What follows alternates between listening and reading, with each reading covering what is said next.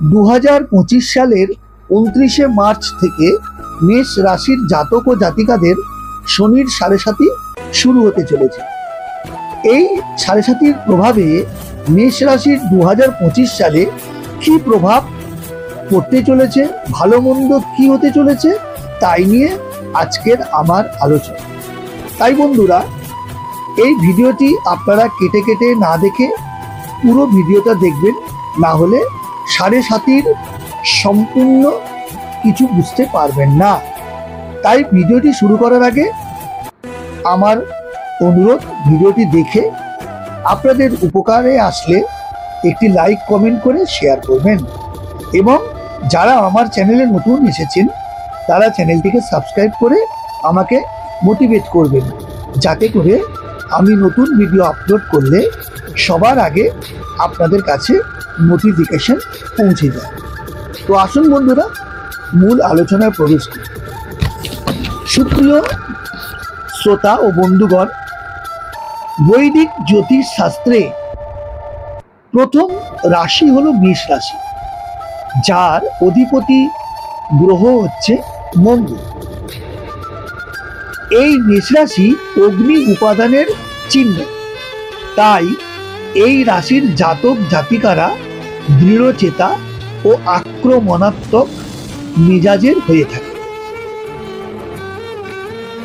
এই রাশির জাতক জাতিকারা 29শে মার্চের পর থেকে শনির সাড়ে সাতির আন্ডারে পড়বে।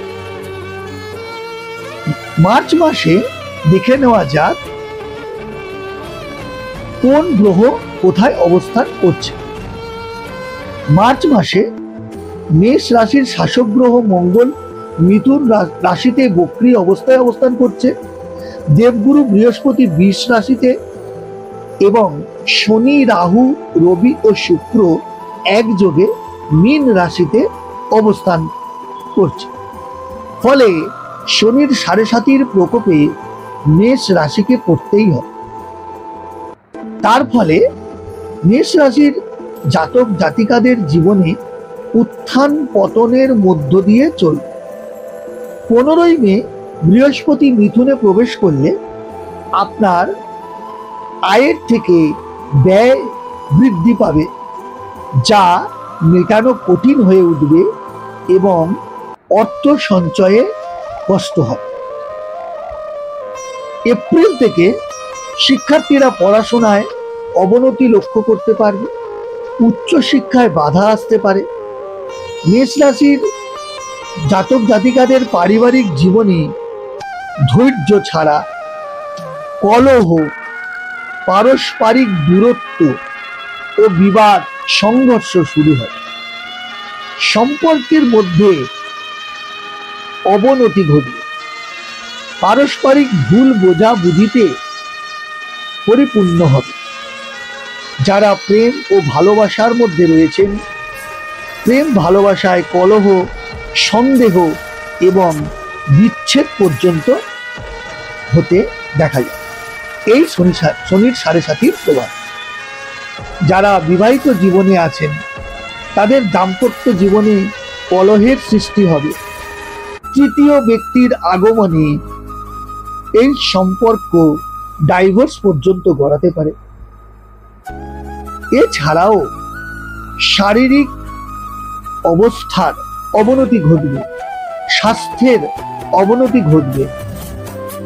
কোমর থেকে পা, নিচের অংশে অস্থি, দন্ত ইত্যাদির রোগে ভুগতে হবে।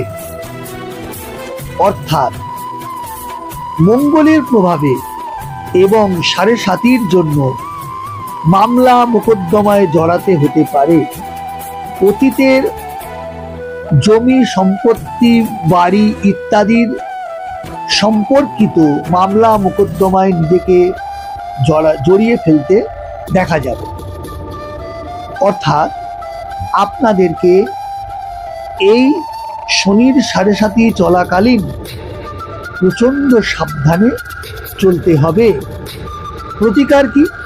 প্রত্যহ সকালে উঠে সূর্য প্রণাম, অবশ্যই হনুমান চালিসা প্রত্যহ পাঠ করা, নিজের মনকে ধৈর্যশীল করা, অযথা উত্তেজিত না হয়ে পোলাইটলি একে অপরের সাথে কথা বলা, এই হলো প্রতিকার।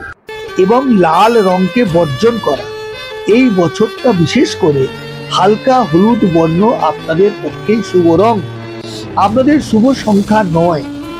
অতএব বন্ধুরা, ঈশ্বরের কাছে প্রার্থনা করি আপনারা সুস্থ, সতর্ক ও ভালো থাকুন। আর ভিডিওটি যদি ভালো লেগে থাকে একটি সাবস্ক্রাইব করে যান। আবার দেখা হবে পরের ভিডিওতে। ধন্যবাদ।